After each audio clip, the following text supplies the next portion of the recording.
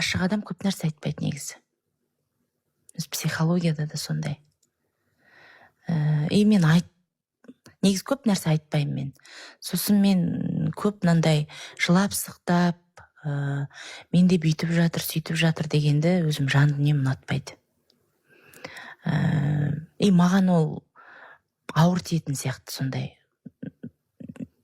Қиналыста жүрмін, бүйтіп жүрмін, бұндай болып жатыр менің өмірімде, сондай болып жатыр деп, маған ол керек емес. Ассалаумағалейкум ағайын, мен сіздерден мұндай қолдау күткен жоқпын. Көп рахмет. Бұл жерге бағаны беретін сен емес, мен емес, Дариға. Бұл жерде бағаны беретін ел, жұрт, туған туыс, көрші көлең, әріптес, группалас және де жақын туған туысқандар. Сондықтан да мен сені Нұрсейіт Жылқышыбайға тікелей эфирге шақырамын. Просто мен табысым одан 3-4 есе төмен болды. Ал егер де данный момент менде сол кезде Нұреке бауырым, менде сол кезде қолымда жоқ дегенде бір 200 миллион теңге тұрса, мен әлі 200 миллион біткенше әлі жүретін еді. Деп. Солай міне, соны түсініп алу керек. Көрермен де сізде. Аман жеймау.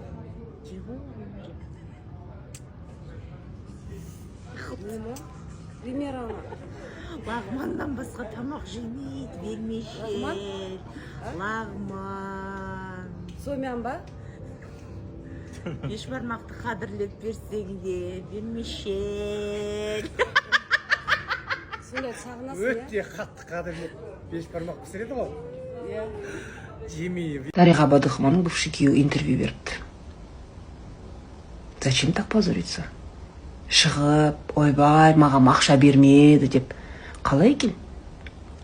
Қаншама әйелдер осылай 4-5 туып бүкіл өмірін еркекке арнап, дымсыз қалып жатыр ғой, еркек ақша тапқан кезде. А тут он же даже не рожал. Вот если бы он рожал детей, 5-6 бала туып үйде отырса, сөйтіп барып, Дариға ақша бермей кетіп қалса, вот тогда мы бы ее осуждали. А так, простите, сама заработала, сама все сделала. О, бала қараған жоқ, бала туған жоқ. Я думаю, что она права. Она вот отомстила за всех женщин. Дариға отомстила за всех женщин, я считаю. Ассалаумағалейкум ағайын. Маған осы уақытқа дейін қаншама халықтан қоңыраулар түсті. Туған туысқаннан, жақындардан. Әр қайсысына жеке жауап беріп жатпайын деп. Нұрсейіт Жылқышыбай бауырыма сұхбат берейін деп шештім. Бәріне бір жауап осы болсын деп. Ал сол уақытқа дейін мен қандай күйде болғанымды өзімнен басқа ешкім білмейді. Және бір Алла. Мен сол уақыт арасында өзім қол жұмсауға дейін бардым. Тойға, киноға бару былай тұрсын, тіпті көшеге шығудан қалдым.